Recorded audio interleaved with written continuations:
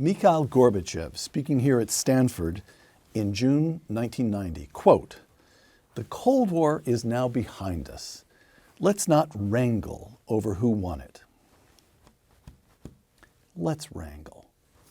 Historian William Inboden on Uncommon Knowledge now.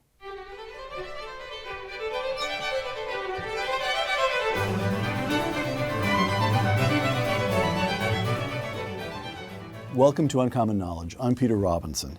A Stanford alum, William Inboden earned his doctorate in history from Yale, then worked for 15 years with the State Department and the National Security Council before returning to academia. Dr. Inboden now serves as executive director of the Clements Center for National Security and as associate professor at the LBJ School of Public Affairs, both at the University of Texas in Austin. Will Inboden's new book, The Peacemaker, Ronald Reagan, the Cold War, and the World on the Brink. Dr. Inboden and I have already discussed Ronald Reagan's first term. You'll find that conversation on YouTube. Today, President Reagan's second term and the Cold War endgame. Will, welcome. Thank you, Peter. Great to be back with you. Gorbachev emerges. On January 20th, 1985, Ronald Reagan takes the oath of office for his second term, and then on March 11th, less than 2 months later, Mikhail Gorbachev is named General Secretary of the Soviet Union. Gorbachev succeeds Konstantin Chernenko, who had died in 1985, and Chernenko had succeeded Yuri Andropov, who had died in 1984, and Andropov had succeeded Brezhnev, who had died in 1982. Reagan joked during the first term that he'd be happy to meet a Soviet leader, but they kept dying on him. But now there's Gorbachev, and he's just 54 years old. In The Peacemaker, you cite the impressions of Margaret Thatcher, quoting her. He talks readily. This is Thatcher talking about Gorbachev, whom she had met the year before. He talks readily, and in contrast to the stultified manner of Soviet leaders, does not just stick to prepared statements. He picks up points made in discussion and responds to them. I certainly found him a man one could do business with. Close quote.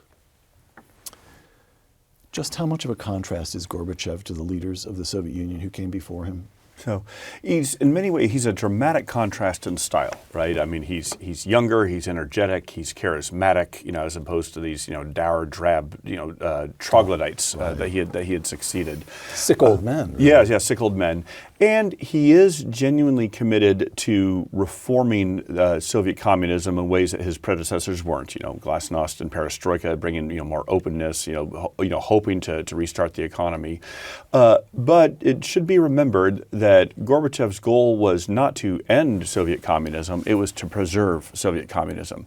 So in that sense, there still is a continuity between him and the others who also had wanted to preserve Soviet communism. Preserve one-party rule, right. preserve this system. And so Gorbachev is a very notable and, in a lot of ways admirable figure, and I know we'll be talking about him a lot here. But I think from the outset, we need to keep in mind some of those continuities he has with his predecessors, as well as some of the radical discontinuities that he marks. All right. One of the puzzles about Gorbachev is, where did he come from? He's a protege of Yuri Andropov.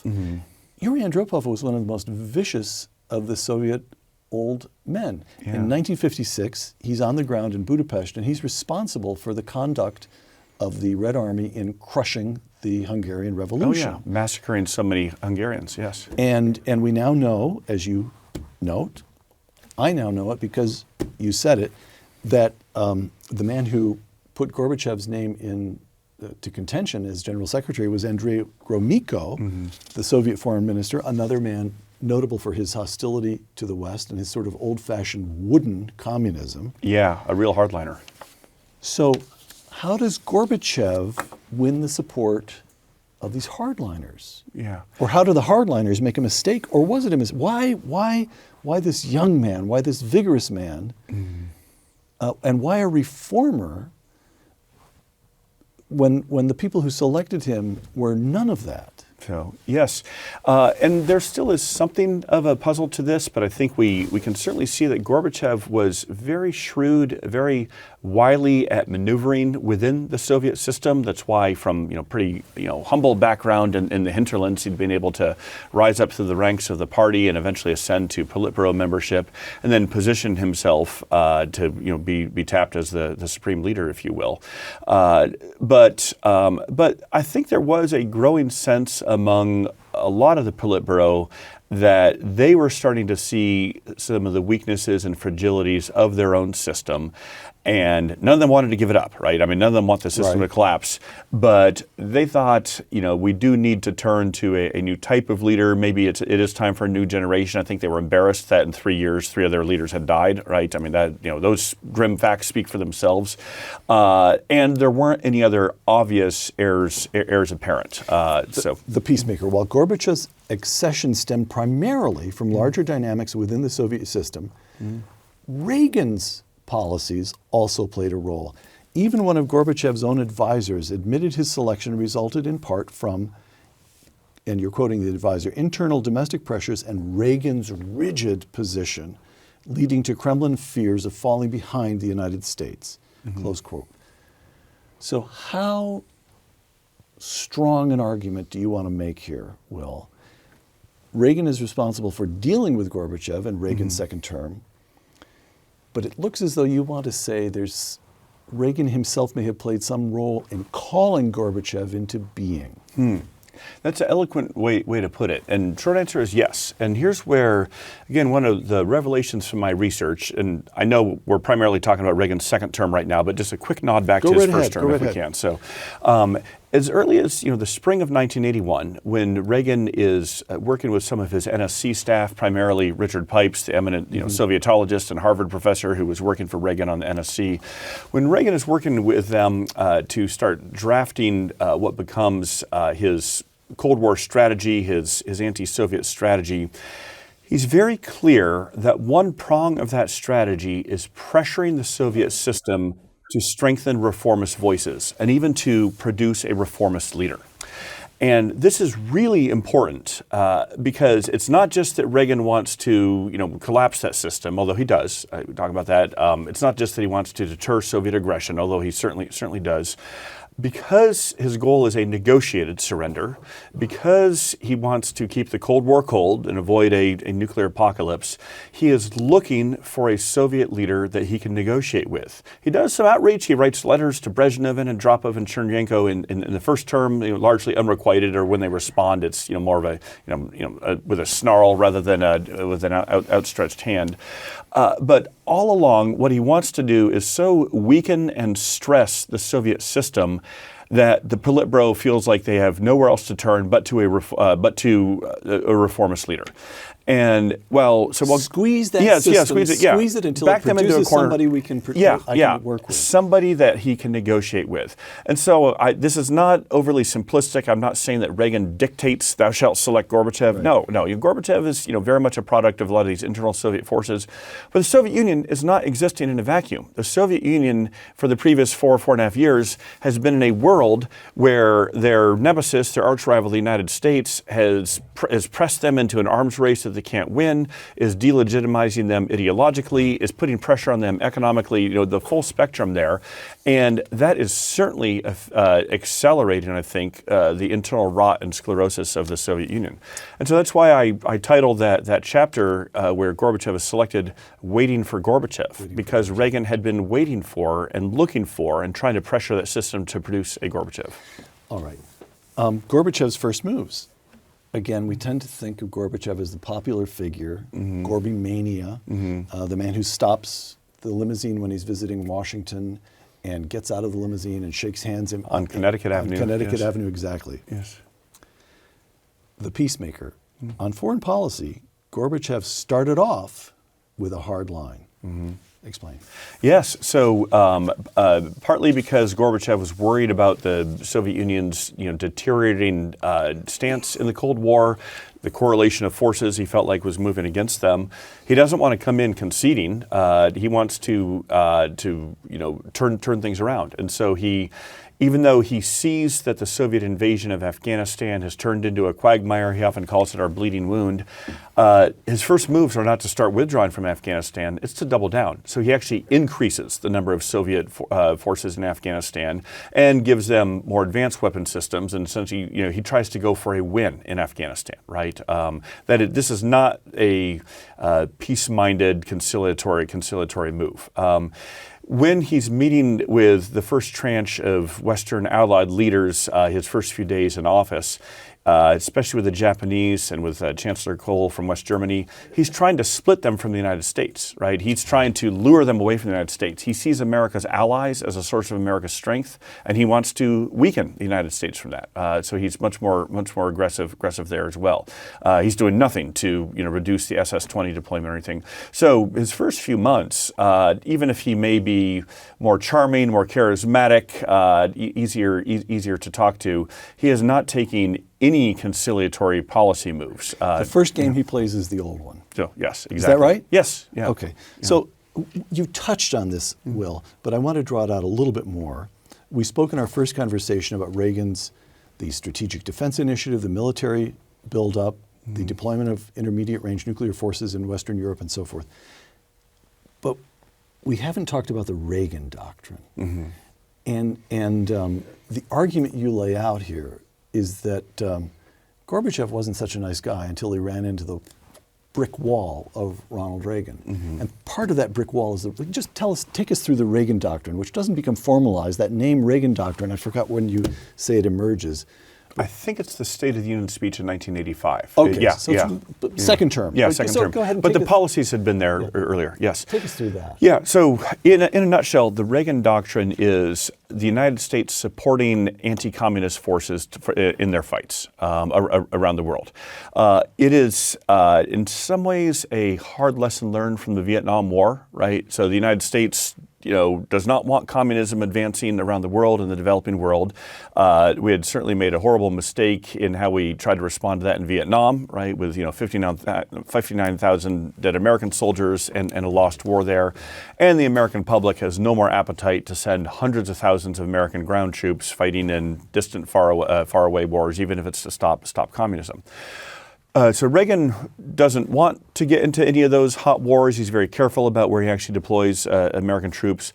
But he also doesn't want communism to advance anymore. And he is, meanwhile, hearing appeals from anti-communist forces, in Nicaragua, in Afghanistan, in Cambodia, in Angola, saying, we will do our own fighting. We don't need American troops here, but just give us the tools. And in some ways resonant of Churchill in 1940. Give us the tools and we'll finish the job, yes. And Reagan also sees these anti-communist insurgencies as key ways to put more pressure on the Soviet Union.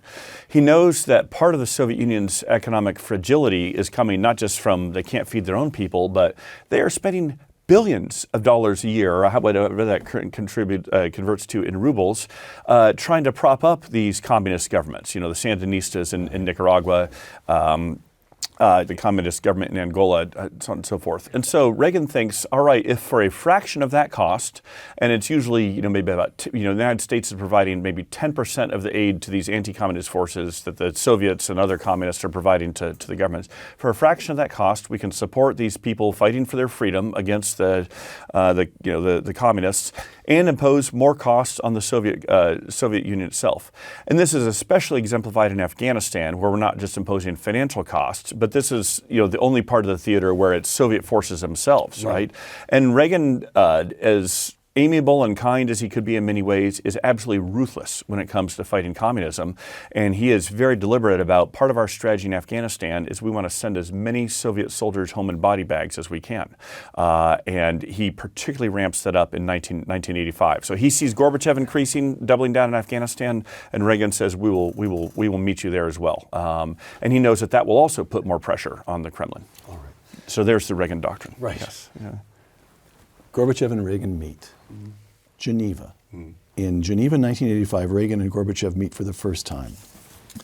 Reagan and Gorbachev sparred in 10 exhaustive and exhausting sessions, yet the summit produced no significant deals. But there was a striking moment that you write about. It took place when Gorbachev's car pulls up to the chateau in which Reagan is staying. Reagan came bounding toward him, exuding vitality despite being 2 decades older. It produced an iconic image contrasting the hale American with the drab Soviet. At once Gorbachev knew he had met his match, close quote. All right. Nothing much happened except that these two men got together. I asked you to do this a couple of times during our first conversation. As briefly as you can, reestablish the Cold War frame of mind in which the whole world felt relieved just to see these two shaking hands. Can you? Why did it seem significant just that these two men met? Yes. Well, and I'll start that with quoting Reagan himself. In his very first meeting with Gorbachev, their first private session, this first hour together in Geneva after they meet out on the steps like that, Reagan tells Gorbachev, and he doesn't mean this in a grandiose way, but it's actually a more solemn way, you and I together hold the fate of the world in our hands. And again, this is not in a sense of domineering imperialism, but rather the United States and Soviet Union, had the two largest nuclear arsenals in the world. Yeah, it's just a statement of military facts. They sat atop command structures that could have destroyed the world. Yeah, and were targeted at each other. And if there had been a launch, they would have destroyed not only our two countries but the entire world. And so Reagan felt that as a awesome, as in terrifying, burdensome responsibility. He knew that Gorbachev had that sense, but he wanted to connect with Gorbachev on that way. It's in, we have fundamental differences. We are adversaries. Our systems are adversaries. We're not going to gloss over that at all. But we also have a shared responsibility here, which is we've got to somehow find a way to preserve life on Earth, preserve human existence as we know it.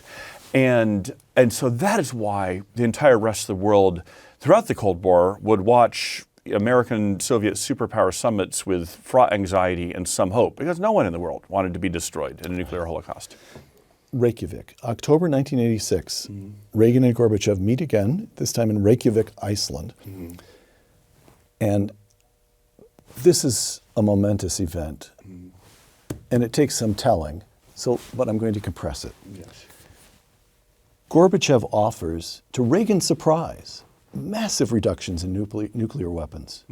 And Reagan says, good idea. Yeah. And then Gorbachev says, okay, there's just one condition. The United States would have to confine the Strategic Defense Initiative to the laboratory, foregoing any actual testing or deployment. As you write, the whole summit came down to one word, laboratory.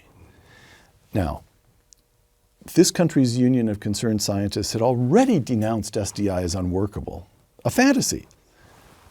So we've got Reagan and Gorbachev. We'll freeze that frame for a moment. Gorbachev says there's just one condition, and Reagan looks troubled. Why did it matter to Gorbachev? It was in I can remember the Union of Concerned Scientists took out a full-page ad saying this Strategic Defense Initiative will never work. It's a fantasy. So, well, even though most American scientists didn't think it would work, Gorbachev thought it would work. And Gorbachev was terrified that it actually would work.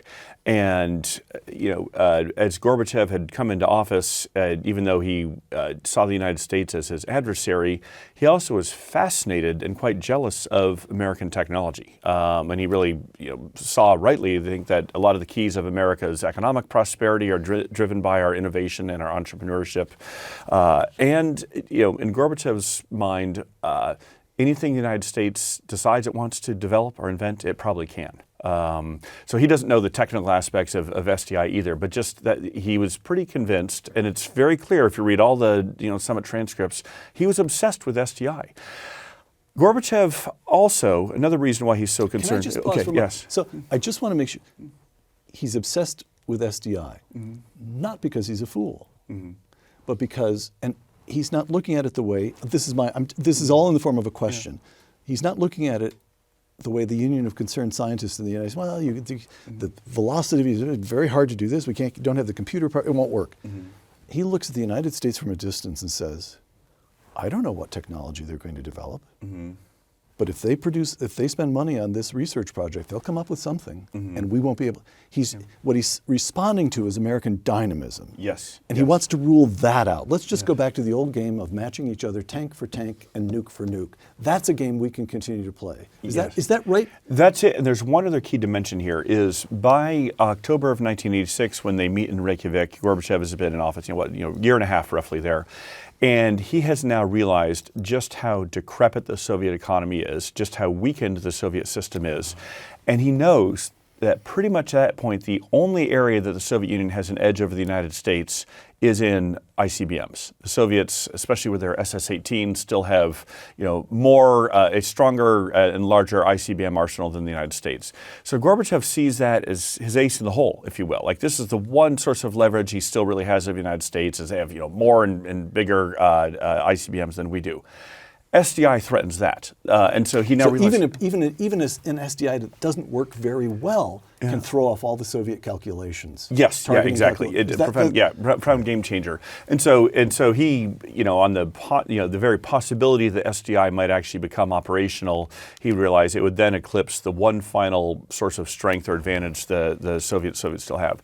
But there's another point here between the two systems and Reagan and Gorbachev. They have by this point built some levels of trust and affection between each other. There's this grudging, mutual regard being developed. But it's at Reykjavik that Reagan first brings out the old Soviet proverb, drives Gorbachev crazy, trust but verify. He gets that from his sometime advisor, Suzanne Massey. And Gorbachev is very annoyed at this, but Gorbachev doesn't fully trust Reagan yet either. And when Reagan, in all sincerity, I think he absolutely means it, says, we do not intend SDI to give us an offensive advantage. We don't want to use it so we can then do a unilateral first strike and destroy the Soviet Union. We just want to do it to protect ourselves. And if we develop it, we'll even share it with you. He repeatedly tells Gorbachev, we will share this technology with you so that your people can be protected.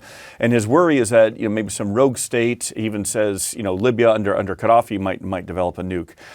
Gorbachev won't trust Reagan on that. He doesn't believe Reagan on that. And so that's why Gorbachev is so desperate to stop any further development of SDI, and he thinks the only way I can do that is if they, confine the testing to the laboratory, which really means, computer screens, right? And Reagan, though not a scientist himself, knows that you get SDI in theory, but not in practice. Yeah, exactly. He knows. Look, if we're going to develop this thing, we got to be able to test it in real time.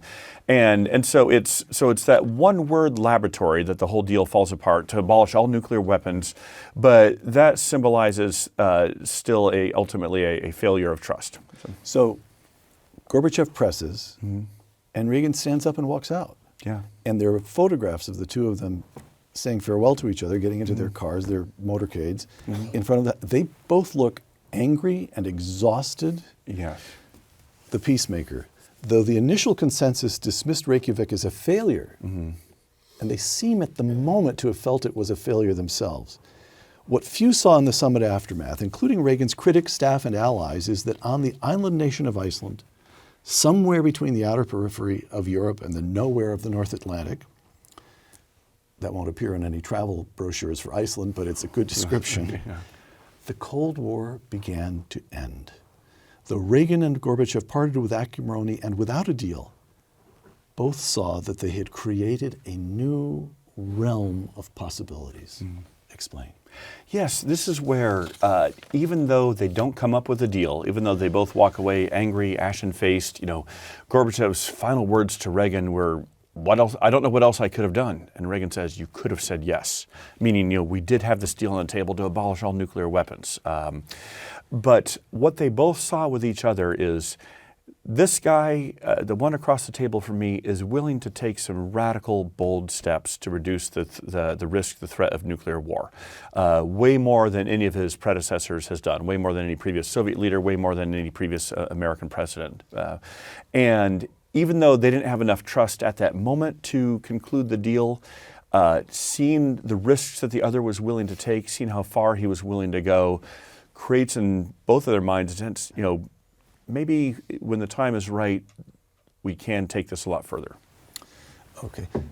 So it's after Reykjavik, correct my chronology, I really and truly, now I'm freelancing, I'm departing from my notes and from your book. I'm trying to remember this. It's after Reykjavik that Gorbachev seems to my memory, to become serious about glasnost and perestroika, the reforming elements. Is it possible that he goes home, that part of what happened at Reykjavik is that he now can go home to the Kremlin and say to all the hardliners in the Politburo, I tried.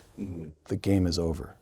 I tried to put them back in a box that we could live with, where it's tank versus tank and nuke versus nuke, and Reagan wouldn't have it. He wants to bring to bear on us their economic and technical dynamism, and we can't match it, and you know we can't match it. And this creates the moment when he is both forced to, but permitted by the, now there's of course there's a coup attempt later, but is it possible that the internal politics of the Politburo shift as a result of Reykjavik? Yeah, yes, that's certainly part of the story, and a couple of other factors I want to say to reinforce that. And here I should just stress, I'm not a Sovietologist. I don't read Russian. I drew heavily on the work of the great Gorbachev biography by Bill Taubman. Our mutual friend Stephen Kotkin's very good work on the end of the Soviet Union here. So some of this I'm getting from them. But a few months before Reykjavik, another key moment for Gorbachev was April 1986, the Chernobyl disaster, and that's when. For our viewers who may not be familiar, just very briefly, it's a Soviet nuclear reactor in what's now Ukraine, has an awful meltdown due to some technical mistakes, releases obscene amounts of radiation into the atmosphere. Lots of people die. The radiation spreads across the globe. But for Gorbachev, he is deeply embarrassed and frustrated by this because he can't even find out what happened. The whole system is lying to him. It's lies all the way up, right? The field officers are lying to their superiors, who are lying to their superiors, who are lying to their superiors in the Kremlin. And for him, that just exemplifies the deceit and the decay of his own system.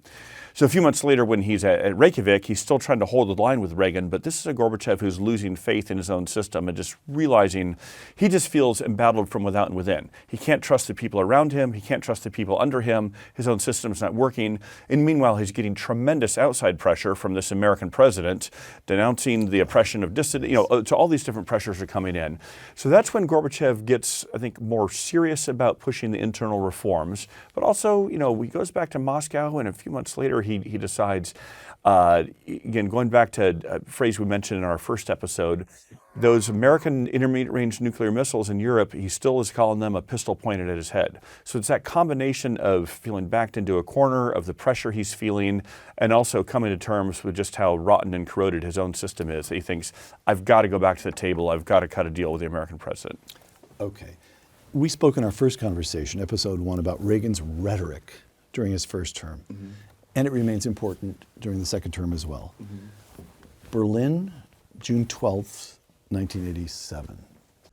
General Secretary Gorbachev, if you seek peace, if you seek prosperity for the Soviet Union and Eastern Europe, if you seek liberalization, come here to this gate. Mr. Gorbachev, open this gate.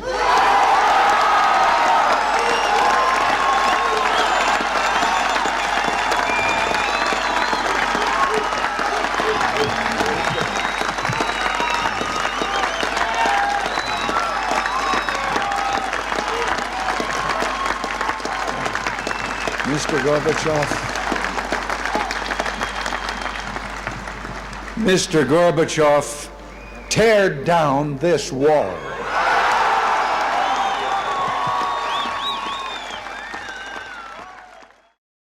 The Peacemaker. The foremost famous words of the Cold War, tear down this wall, almost went unsaid. Do you want to explain that? Well, I will, although it's rather daunting to be talking about the tear down this wall speech with the speechwriter who had quite a bit to do with it himself. But it's a real privilege to be able to. And of course, you shared some great insights from me there. I don't want to object to all this, but we're going to cut it out. All right, Just get okay. right to the. But I went on record, right, everyone? Anyway, so Peter, I'm the first one who discovered that no one wanted him to say those words. Right? Okay. All right. A few things to talk about just how important that speech was. And this goes back to a theme we discussed in our first episode about Reagan being the commander-in-chief, Reagan being the diplomat-in-chief, Reagan being the chief executive. He is not just a creature of his advisors, doing whatever they may say or reading cue cards in front of him. And He had long detested the Berlin Wall. His first time seeing it, I want to say, was 1978. I think that's right. Yeah, when he visited, while out of office, post-governorship, and had just been appalled at it. He had gone back and beheld it again in 1982.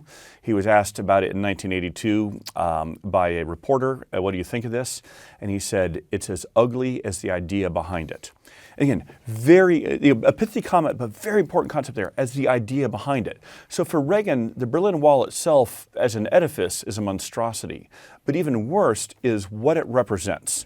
Soviet imperialism, communism imprisoning its own people, right? That wall was not built to keep, the freedom-loving people of West Berlin out of East Berlin and East Germany. Is built to imprison the people of East Berlin and East Germany and prevent them from escaping the tyranny that they lived under. And Reagan found that just appalling, but also very revealing about the nature of Soviet communism, that when people are allowed to freely choose to determine their own futures, they will choose to escape a place like that into a free world, and that's why you need to build that wall. Returning to where we are now, talking about June of 1987, his second term, the aftermath of the failures, if you will, at Reykjavik to come up with a big nuclear deal. Reagan is resolved to keep up the pressure on Gorbachev, all right? And this is very important. There's a misnomer out there among some schools of scholarship that there are two Reagans. There's the hardline Reagan in his first term, and then the softer, more conciliatory Reagan in the second term. Not true. Reagan in his first term does have some outreach to the Soviets. We talked about that. Reagan in the second term keeps up the pressure on the Soviet Union while still extending the hand of friendship and outreach. He does both. And again, it's a very deft example of statecraft. And so he decides, when he's invited back to Berlin to give a speech there on the 600th, 800th anniversary of the city, something like that. Yeah, very notable anniversary in the life of the city. And Reagan has much more of a historical consciousness than is often appreciated. He knows that one of his predecessors, JFK, had given a very notable speech in Berlin 25 years earlier. I take pride in the word, Ich bin ein Berliner.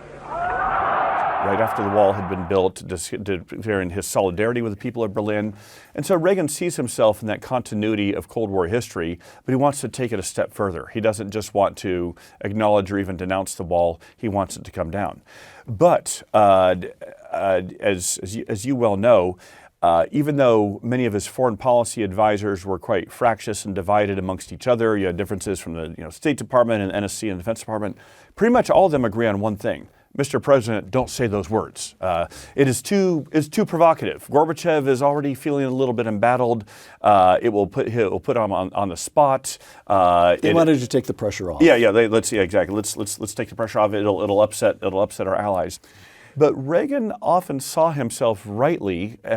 Part of the awesome privilege of being president of the United States is you have a platform, a megaphone, to give voice to the aspirations of other people around the world who can't speak for themselves. And he knew that certainly the people of Berlin on either side don't like that wall. They don't like their city being artificially divided, and they really don't like it being artificially divided by an outside imperial power, the Soviet Union. And so this is where Reagan's instincts, his political courage, his convictions, his understanding of the Cold War as a battle of ideas all come into play, where he is very insistent, no, we are going to keep that phrase in, tear down this wall. And while those four words, tear down this wall, I do think are the most important four words of the Cold War, the words that occur right before it are almost just as important. Mr. Gorbachev, tear down this wall. General Secretary Gorbachev. Because he is not addressing his words just to the East German government. He knows that the Soviets put up that wall, and the Soviets can tear it down if they wanted to. And he knows that Gorbachev is now starting to push some more genuine reforms within the Soviet system. But he's saying, if you really mean that, if you're really committed to that, then you can, the most meaningful symbolic reform you could take would be tearing down this wall that your system has put up, that your system is maintaining to imprison the peoples of East Germany and to divide them from the free world. So it's a remarkable moment. Can I ask a question, Will? A little bit, we talked about his rhetoric in our first episode. We're doing so again now. It's hard to demonstrate that it made any difference in the way that it's hard to demonstrate that words of any kind make any difference. How do you Well, let's put it this way. I met Gorbachev, must be 10 or 15 years after this speech. And his translator explained that I was the speechwriter assigned to it, as you know. And Gorbachev laughed and he said, dramaturg, playwright. And he said that speech made no difference to us in Moscow. We knew Ronald Reagan was an actor. He had to have his good lines, and it was of no importance to us. Over the years, I've heard people who were particularly, I pay attention when they tell me that they or their parents were in East Germany and could hear that speech on radio, and it seems to have had more of an effect on. But how do you, as a professional historian, demonstrate that the words mattered? Yeah.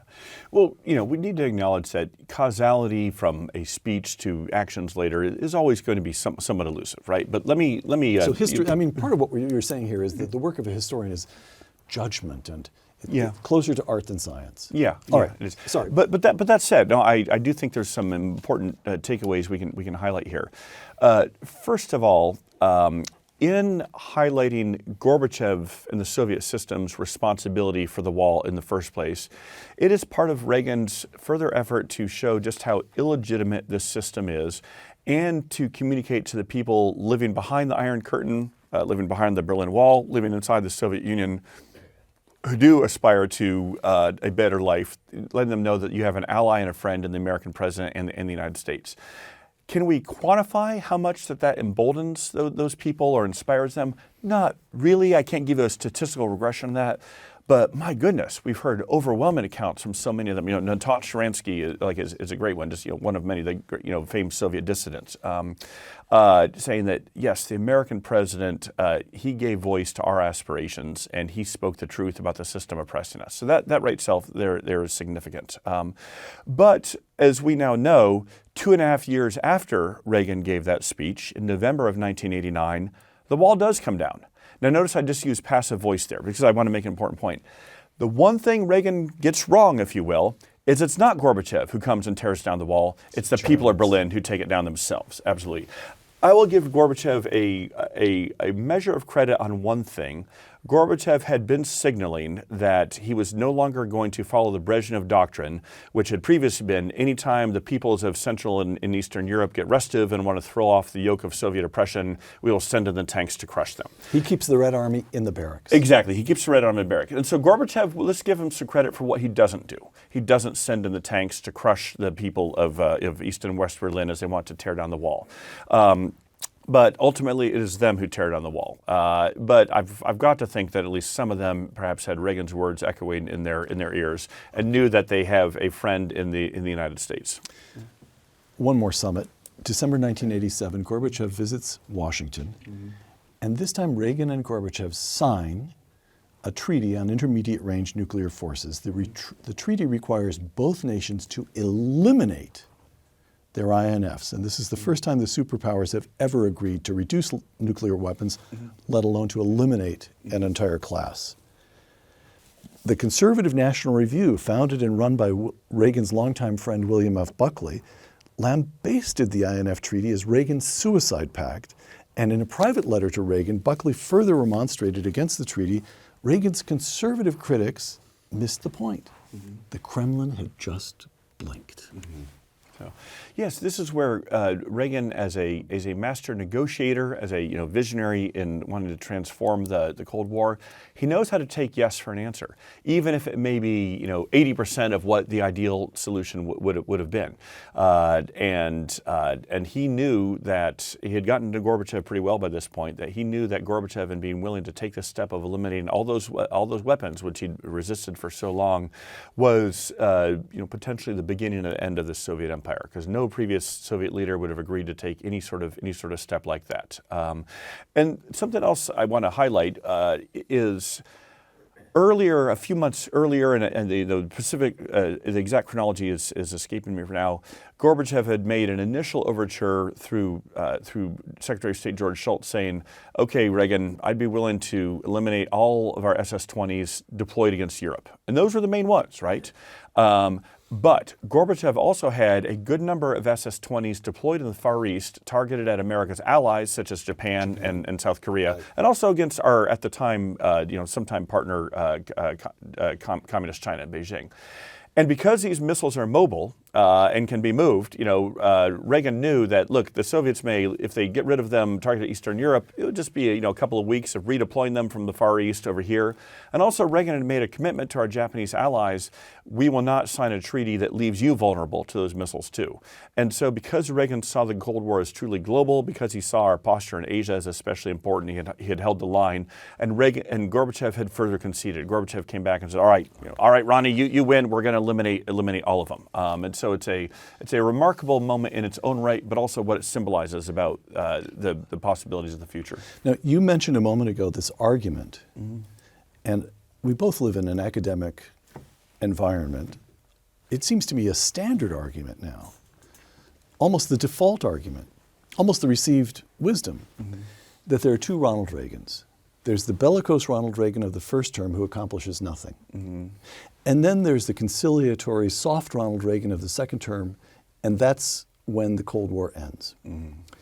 So two Reagans, the first hard one fails, the second soft one creates space for Gorbachev to maneuver.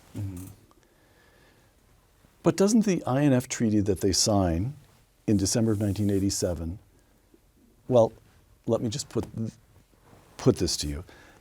Reagan proposes that both sides eliminate their nuclear weapons in 1981, their INFs in 1981, the so-called 0-0 option. And the Soviets march away from the negotiating table, and Reagan is derided in the media and the liberal portions of the political system for being too hard. And now in 1987, big ceremony in the White House, Gorbachev all smiles, they shake hands, and Gorbachev signs the elimination of both sides' nuclear weapons.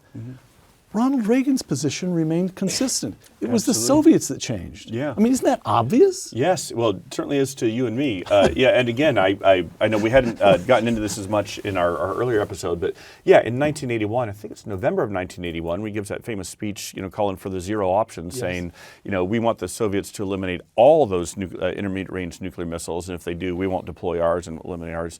Again, he has derided and lambasted. That's an extreme position. It's so unreasonable. A lot of his own advisors, including Paul Nitze, are very skeptical of this. That's not how you do diplomacy. We got to meet them halfway.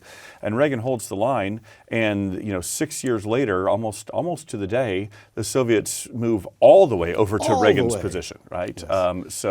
And he knew that, which is and appreciated that, the significance of that, which is another reason why he was willing to endure some of the criticism from the likes of Bill Buckley and National Review and a few of the Senate Republicans who were opposed to the treaty too. All right. The end. Reagan leaves office on January 20th, 1989. As 1989 continues, you have a series of revolutions that sweeps across Eastern Europe, toppling one communist regime after another. As you mentioned, on November 9th, 1989, the Berlin Wall falls.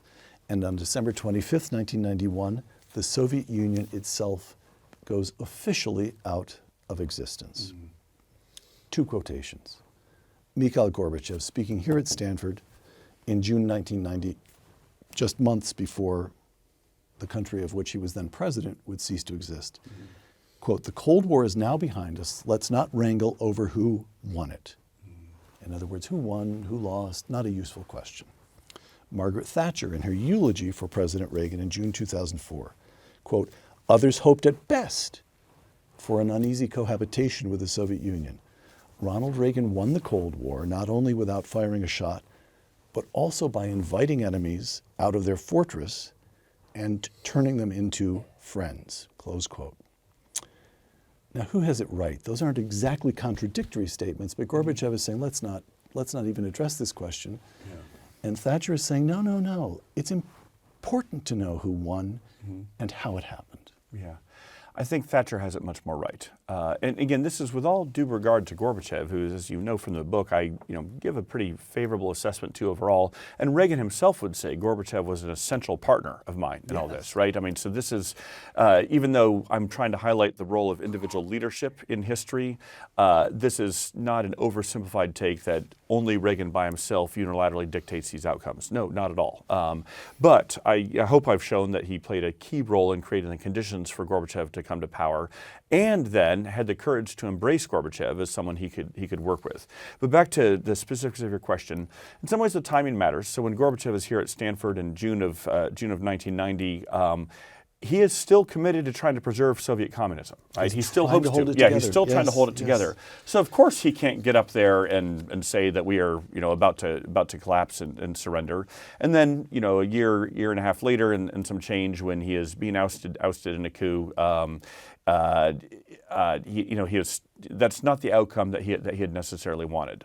So while I can certainly empathize with his viewpoint, look, by any rational, objective terms, if there is a mortal conflict between two foes, in this case the United States and the Soviet Union, a battle of ideas, a battle for geopolitical control, and then when that conflict ends, one of those adversaries ceases to exist and collapses. They weren't the winner. Yeah, that you certainly can't say they were the winner. And the other side, meanwhile, is thriving and going from strength to strength. I don't see how you can say anything else, but that is victory.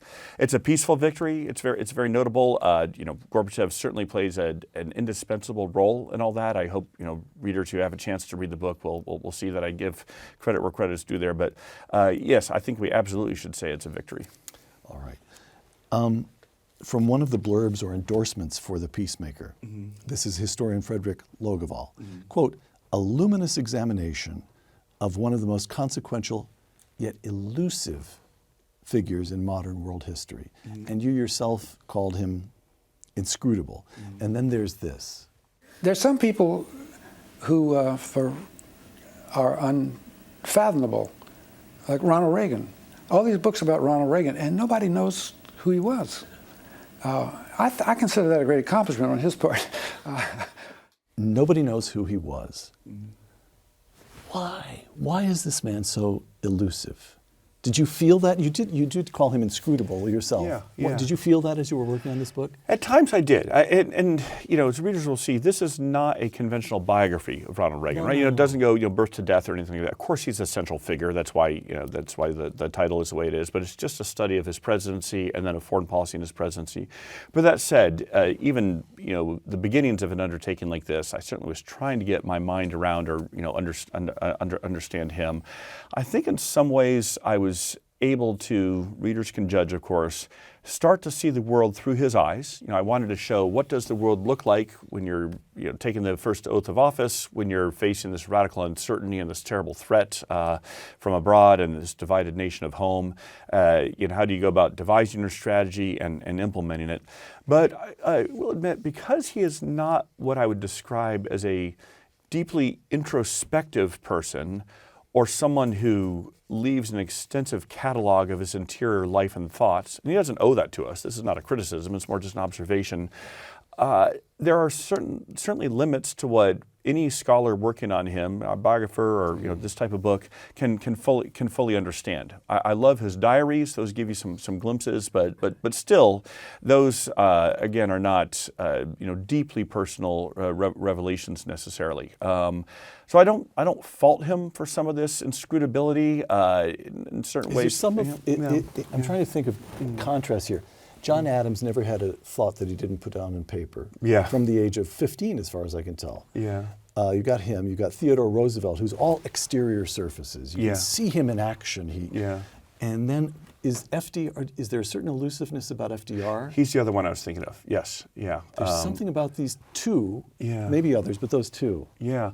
And in some ways, maybe some of it stems from being, Reagan and FDR are both visionaries, both trying to envision a better world and bring it about, but in some ways both operating on a much different level than a lot of conventional wisdom, than even a lot of their advisors, both also having to hold a number of seemingly incommensurate goals in their head at the same time, and you can't always necessarily articulate word for word or point by point how these fit together. You just have these values and these principles and these instincts that you were acting on. Also a sense of total not self-confidence to the point of arrogance, but neither FDR nor Ronald Reagan ever feels he has much to explain to other people. Yeah. Or to defend to other, defending the ideas, all right. Yeah. But no, there's something to that, but it's this combination, I think, of confidence and poise in their values and their ideas, but also the loneliness of office, right? I mean, the loneliness of the position. And again, I'm not trying to psychoanalyze too much. It is just a statement of fact that when Reagan takes the oath of office on January of 1981, I know we're talking second term here, but this relates to all that. There are only 3 other human beings on the planet who know what it means at the time to be President of the United States. Gerald Ford, Jimmy Carter, and Richard Nixon. Yes. And neither Ford nor Carter have much to do with Reagan during his presidency. Nixon, as you see in the book, he has an interesting correspondence with. But it is an unfathomably lonely job. And because Reagan is not prone to self-pity or woe is me or wearing his heart on his sleeve like say Bill Clinton later did, he's not going to be emoting a lot with the American people. He's not going to be engaging in anguish or hand wringing. There's something kind of old school about him as far as like this is the task he's been given. These are the duties he's signed up for, and you need a certain stoicism and resolve, and you just go do it. And you don't leave volumes and volumes of your interior thoughts on how hard and lonely it is. Right. So. Another endorsement for the book, this one from your old teacher and my friend, Stanford historian David Kennedy. A wonderful scholar. A wonderful scholar. Well, that comes into this. Here's what David writes about this book. The Peacemaker paints a compelling portrait of a president with surprisingly deft diplomatic skills. Inboden's account has persuaded even this initially skeptical reader to rethink Reagan's record and give him his due as a visionary, close quote. High praise for you, for this book, and for Ronald Reagan. But David Kennedy is a major historian who knows American history inside out and upside down. He's a man of judicious temperament. He has his own political views, which are not those of Ronald Reagan, but he's eminently fair. Oh, yes, wonderful man. How can it be that even after all these years, even David Kennedy says, surprisingly deft? Why should anything about this come as a surprise after all these years? Initially skeptical. After all these years, why should anyone remain skeptical about Ronald Reagan? Well, again, I don't want to at all presume to speak for David there in terms of where his previous beliefs may have come from. And again, I would commend any of his works, especially as Pulitzer Prize winning history of World War II to our viewers here. But a couple observations. One, to highlight for potential readers some new things in this book. Even though President Reagan left office now, 34 years ago,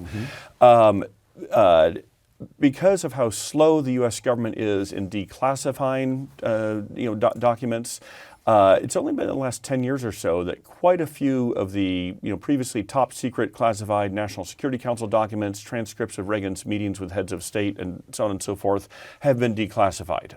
Some of them still have not been, but I was one of the first scholars who, as the timing works, was able to review a lot of these documents. And they show there's so much more evidence in those now than had previously been there. Just how active Reagan was in devising his strategy, especially some of these principles I've talked about of pressuring the Soviets for a negotiated surrender. And so that's where I think David Kennedy is just being an honest historian of saying the previous evidence that had been available had not necessarily shown Reagan's singular role here, and now we see it. So I suspect that may be part of it. Okay. Will, your own story. Grad school in history at Yale, to 15 years in the State Department and the National Security Council. Did that 15 years included some time on Capitol Hill and think tanks too? Okay. So 15 years in policy making. I almost have an effort to compress, but I compressed too much there. Yes. Okay. And then to the University of Texas. Why did you return to academia? So, it seemed like the right time. I had, earlier in my policy career, forsworn any notions of returning to academia. I felt like I was more of a doer than a thinker, or I wanted to be, producing policies and producing history rather than necessarily studying and writing about it. But after, 15 some years of that, It's a combination of I decided I felt a strong sense of calling to the classroom. I'd learned a lot as a policymaker and as a graduate student and wanted to pay it forward or share it with my students. But also decided that there's some historical research, some scholarship I wanted to take up, especially a deep study of the Reagan presidency and the end of the Cold War. Why Reagan? Yeah. What attracted you to Reagan? Yeah. Some of it Was it professional at the time? You saw a professional opportunity to go into documents that were just being released? Yeah. Oh, it's a whole number of things. One, so I came of age in the Reagan administration, right? So I was in mostly in junior high and high school during these years, and so I'd never met him personally, but he'd been this interesting figure that would show up on the front page of the morning paper or on the evening news. Mm-hmm. So there's a certain personal aspect to it of wanting to go back and study about things that I had lived through, but it's just as a teenager. Some of it was just the practicality of the new archives being open, the sources being available. Some of it was, even though there's been many very good books written on Reagan, as I looked into it, a book like this had not yet been written as far as a comprehensive assessment of his foreign policy. Right. And so I saw an opportunity there as well. You were right about that. I hope so. Two last questions. And I wouldn't want readers to think that this is a hagiography. Mm-hmm. I've taken that single through line that runs through the book of the Cold War, and he looks pretty good in the Cold War. Yeah. Give us one sentence on the worst. You talk about his many faults and his failings and the Marine barracks in Beirut, Iran-Contra. You devote plenty of time to Iran-Contra. What's the worst? What's the worst thing about Ronald Reagan that we all ought to know about him? So I do think it comes back to this inattention to management. Sometimes that was more just an annoyance for his team. But if you want to look at some of his policy failings, the Lebanon policy and the deaths of Marines, I think is a policy failing. Iran-Contra is certainly a policy failing. A number of these policy failings stem from the management challenges of not enforcing more order, not ensuring that his team was all on the same page, being willing to entertain different views. But at some point, the commander-in-chief needs to say, okay, enough, now we're doing this. Sometimes he absolutely would tear down this wall, right? SDI, things like that. But in those other cases, he had allowed some of these differences to fester. But I will say, too, again, because it's not a hagiography, I'll speak as a Christian here. There's only been one perfect, flawless person in history, Jesus Christ himself. Even our other great leaders, Churchill had Gallipoli, right? I mean, we could go through any of her failings. And in Reagan's case, the failings, which are real, and I count them in here, also help us appreciate the greatness, the great moments more. Great leaders are not ones who don't make mistakes. They're ones who recover from their mistakes. Right? Going back to the tear down this wall speech in June of '87, as you remember from having been a key part of that, that's coming out of the demoralization of Iran-Contra. His approval ratings are low. The American people have lost trust in him. It's a notable speech in its own right as a Cold War speech, but also as a presidential moment of still having the courage and the fortitude of having been knocked down, or let's say having slipped and fallen because you made some of these own mistakes, to dig yourself out of that hole and to go there to Berlin and regain the initiative of your presidency. All right. One last glimpse. This is Ronald Reagan, the fourth and final summit meeting between Ronald Reagan and Gorbachev. This time Reagan is in Moscow. And here he is speaking to the children of the Soviet apparat at Moscow State University. Freedom is the right to question and change the established way of doing things. It is the continuing revolution of the marketplace. It is the understanding that allows us to recognize shortcomings and seek solutions. It is the right to put forth an idea scoffed at by the experts and watch it catch fire among the people. It is the right to dream, to follow your dream, or stick to your conscience, even if you're the only one in a sea of doubters. Freedom is the recognition that no single person, no single authority or government has a monopoly on the truth, but that every individual life is infinitely precious, that every one of us put on this world has been put there for a reason and has something to offer. I'll come to my last question, but I just thought of that gives us, it was a remarkable thing to be saying after 70 years of Soviet communism in Moscow. Yes. But there's no space between his faith.